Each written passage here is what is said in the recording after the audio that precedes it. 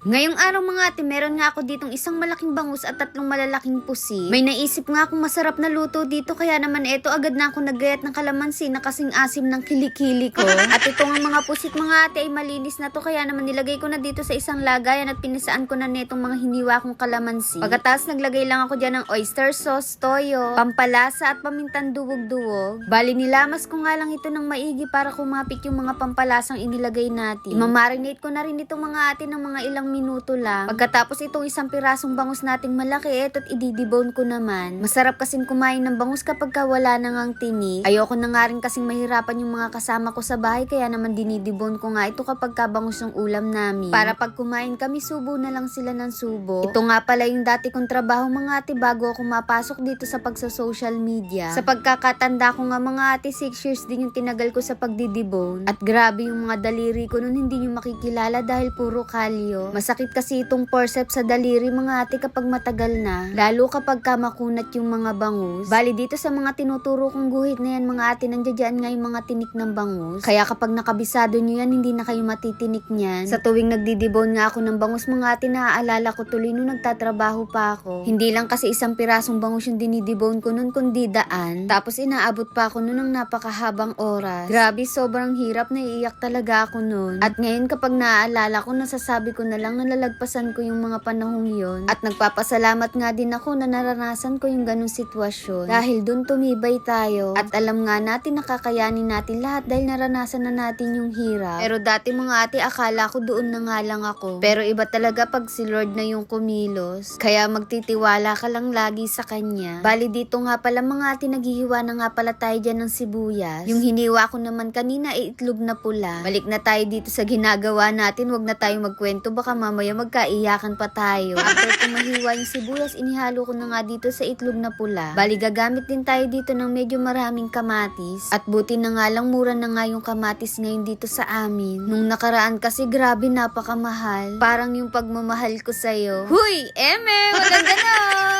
Bali inihalo ko na nga rin pala yung kamatis na hiniwa natin, pagkatas tinimplahan ko ng oyster sauce, yung pampalasa, tapos toyo, at maraming pamintang duwog-duwog. At ayan, pinagmix-mix ko nga lang ito para magkahalo-halo sila. Natingnan nyo naman to mga ate, eto pa lang talaga namang ulam na. Pero ipapalaman nga natin yan dito sa pusit na binabad natin. Ay sigurado ako napakasarap ng maluluto natin na to. At syempre para hindi makawala yung pinalaman natin dito sa pusit, inila ko ito gamit yung toothpick. Yung toothpick na yan ginamit ko na kanina kasi sayang. Eme, walang ganon!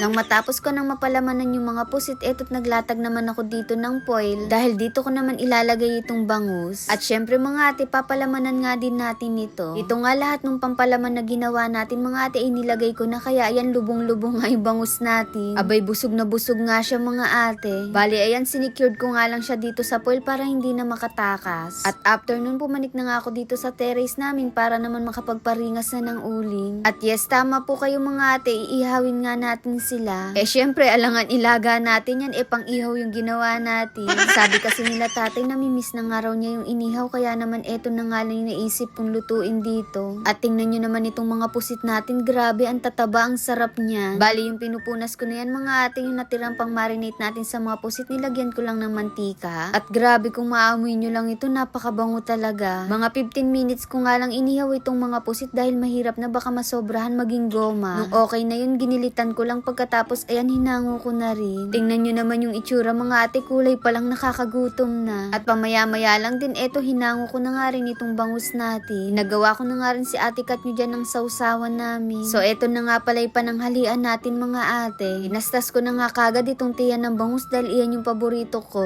At grabe yung taba mga ate, kita nyo ba yan? Napakasarap niya. Kaya napasabi na lang ako dito na unang kagat first bite.